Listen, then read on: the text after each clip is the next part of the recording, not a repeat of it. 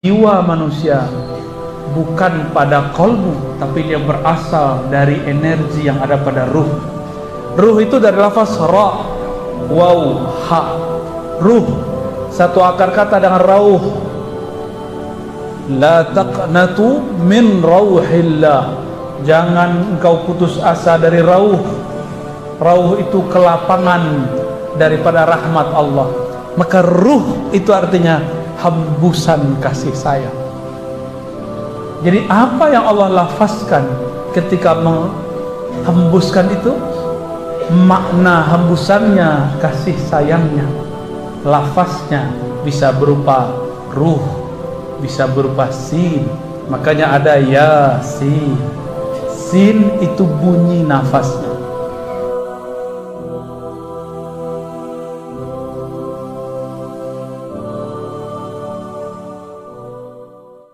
Waalaikumsalam warahmatullahi wabarakatuh. Alhamdulillahilladzi kallama bi azaliyatihi wa hawarana wa ja'alana mimman aqama as-salah wa anzala ila al-Qur'an lian natakallama bih. Amma ba'du. Baik Bapak Ibu yang bukan Allah, saudara-saudara, ini pertanyaannya langsung kayak orang langsung naik. Ini kita hantarkan pelan-pelan ya. Allah Subhanahu wa taala, sebutan Allah alif lam lam ha itu adalah sebutan Allah kepada makhluk yang dicipta, dengan kun. Jadi Allah itu mengatakan kun, jadilah. Kita kalau berbicara sesuatu, memerintah, berarti kita punya kuasa dan kehendak. Maka Allah mengatakan kun dengan kuasanya kudrah dan kehendaknya iradah. Ini disebut dengan sifat ma'ani. Sifat apa? Ini yang dipelajari dalam sifat 20. Ini yang disebut dalam Al-Quran, innama amruhu idza arada syai'an ay yaqula lahu kun fayakun. Arada iradah. Allah kalau berkehendak cukup kata kun.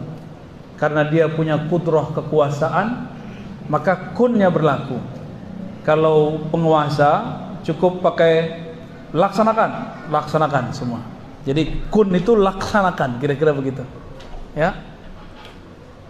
Kun itu dua lafaz, dua huruf, kaf dan nun.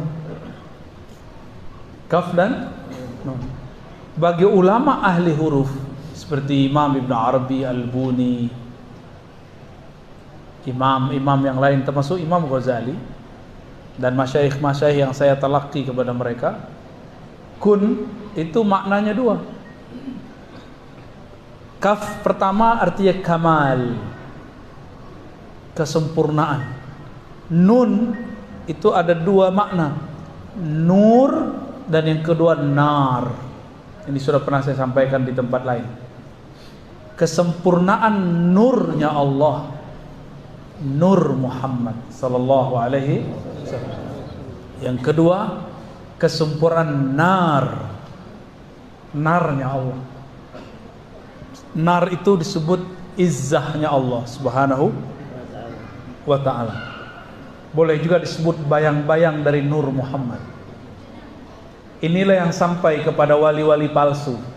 Dia merasa sudah wusul, sudah sampai jadi wali, padahal dia bukan wali Allah, dia wali syaitan. Kenapa?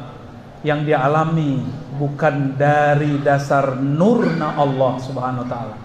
Kalau nurnya Allah turun ke kalbu, kalau sudah turun nur Allah dalam kalbu, maka muncullah satu kesadaran. Karena cahaya yang di kalbu itu akan menghantarkan kepada hembusan Allah bernama ruh.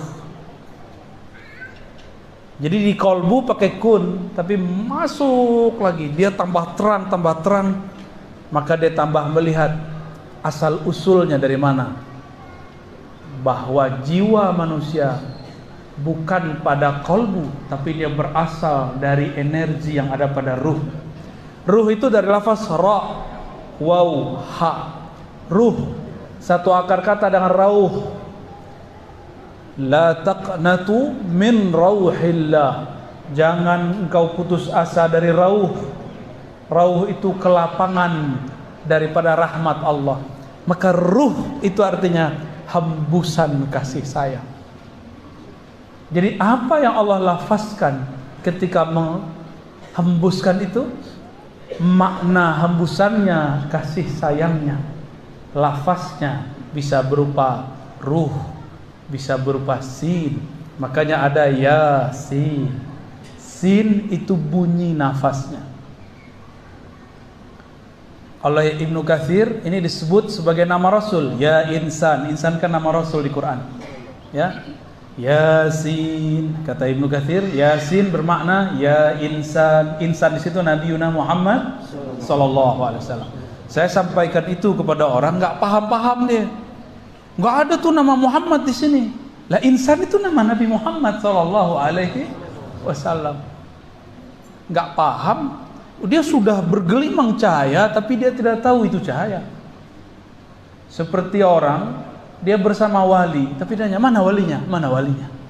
Inilah kejadian pada banyak orang yang hidup bersama kekasih Allah, tapi tertutup oleh kebiasaan-kebiasaannya.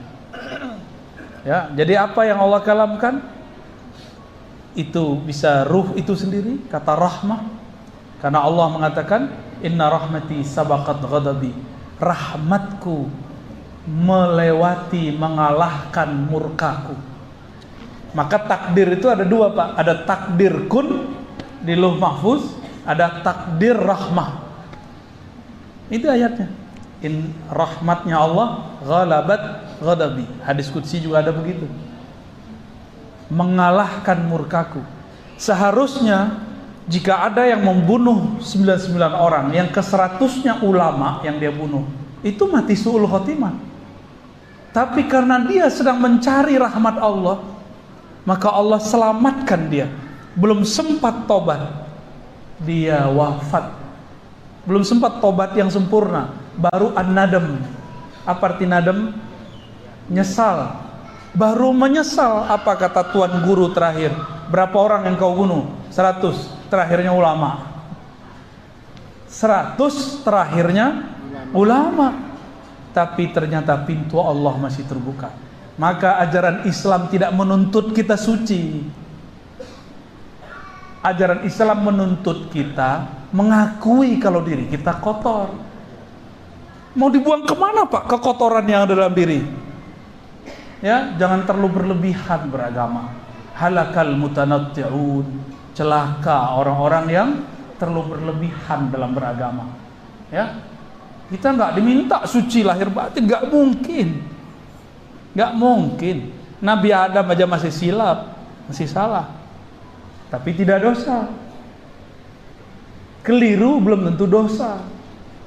Nah, ini bedakan ya. Ada dua perbedaan keliru dengan dosa. Para nabi itu pernah keliru tapi tidak pernah berdosa. Berdosa itu membangkang kepada Allah. Mungkinkah nabi membangkang kepada Allah? Tidak mungkin. Wali mungkin, tapi zahirnya bangkang, batinnya tidak. Ya, itu Pak ya. Jadi yang dikeluarkan adalah lafaz rahmah. Ya, itulah jadi Ahmad Ruhullah. Allahumma sholli ala sayyidina Muhammad.